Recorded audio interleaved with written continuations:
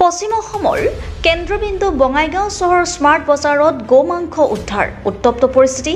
জিলা তথা বঙাইগাঁও সমষ্টিটোৰ অগপৰ দখলত থকাৰ বাবে গুৰুত্ব দিবলৈ সচেতন ৰাইজে বুদ্ধিজীৱী সাংবাদিক আৰু জ্যেষ্ঠ নাগৰিকৰ দাবী সাংসদ ফণীভূষণ চৌধুৰী আৰু পত্নী বিধায়িকা দীপ্তিময়ী চৌধুৰীৰ প্ৰতি গোমাংস উদ্ধাৰ হোৱাৰ পিছতো নিমাত কিয় প্ৰশ্ন স্মাৰ্ট বজাৰ মালিক প্ৰশাসক গুৰুত্ব নিদিয়াত বঙাইগাঁও চহৰবাসীয়ে প্ৰতিবাদ আৰু উত্তপ্ত পৰিস্থিতিৰ সৃষ্টি কৰে এবাৰ আকৌ মুখ্যমন্ত্ৰী ডক্টৰ হিমন্ত বিশ্ব শৰ্মাৰ চৰকাৰ দিনত পশ্চিম অসমৰ ৩৫ বছৰতকৈ অধিক ক্ষমতা দখল কৰা অগপ দলৰ অতি জ্যেষ্ঠ আৰু লেতেৰা ৰাজনীতি কৰা সাংসদ ফণীভূষণ চৌধুৰী বঙাইগাঁও সমষ্টিৰ সদৰ চহৰ স্মাৰ্ট বজাৰত আৰম্ভ হ'ল গোমাংসৰ ৰাজনীতি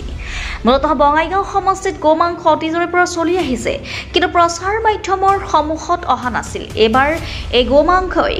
বঙাইগাঁও সমষ্টিত সাংসদ ফণীভূষণ চৌধুৰীক ঢোকা ৰাজনৈতিকভাৱে উলট-পালট কৰিব নেকি আৰু এই সমষ্টিটোত বিজেপি দলে অহা নিৰ্বাচনত দখল কৰা পৰিকল্পনা যুগুত কৰিছে নেকি এই প্ৰশ্নৰ উদয় হৈছে জিলা তথা পশ্চিম অসমৰ জ্যেষ্ঠ নাগৰিক সচেতন ৰাজনৈতিক মহল সাংবাদিক বুদ্ধিজীৱী আৰু বিভিন্ন দল সংগঠন সমূহৰ মাজত এই গোমাংস চহৰখনত মুকলিভাৱে কিয় আনি দিয়া হয়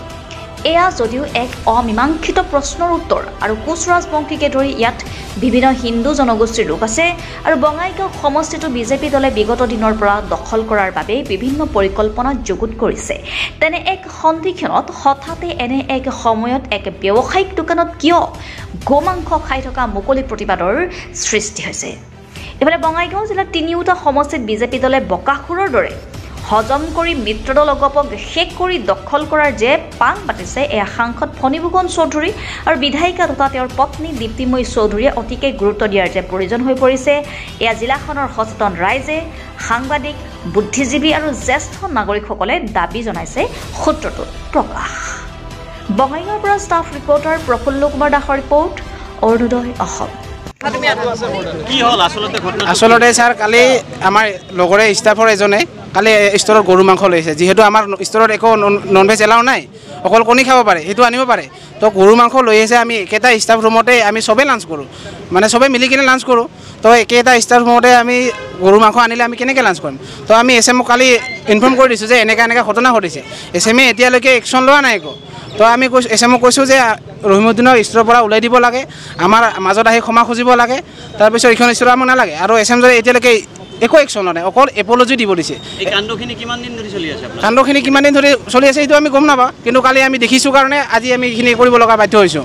আপোনালোকৰ ওপৰ মহলত খবৰ দিছে না খবৰ দিছোঁ আমি আমাৰ ওপৰ মহলত আমি খবৰ দিয়াটো আমাৰ অধিকাৰ নাই আমি আমাৰ যিখন ষ্ট'ৰ মেনেজাৰ আছে ষ্ট'ৰ মেনেজাৰ আমি ইনফৰ্ম কৰিছোঁ ষ্ট'ৰ মেনেজাৰে ওপৰৰ খবৰ দিব কিন্তু তেখেতে এতিয়ালৈকে ইনফৰ্ম কৰা নাই আমি আজি ৰাতিপুৱাৰ পৰা লাগি আছোঁ এইটো আমাক বিচাৰ লাগে বুলি কিন্তু এতিয়ালৈকে এছএমৰ এতিয়া আহি পোৱা নাই এতিয়ালৈকে এছএমে ষ্ট'ৰ মেনেজাৰৰ নামটো কি ষ্ট'ৰ মেনেজাৰৰ নাম হ'ল জাবিৰ আহমেদ আৰু যিজনে খাইছে ৰহিমউদ্দিন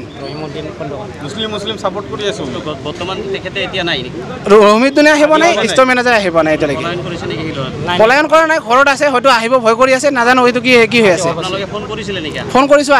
অহা কথা কৈছে এছএমকো ফোন কৰিছোঁ অহা কথা কৈছে কিন্তু এতিয়ালৈকে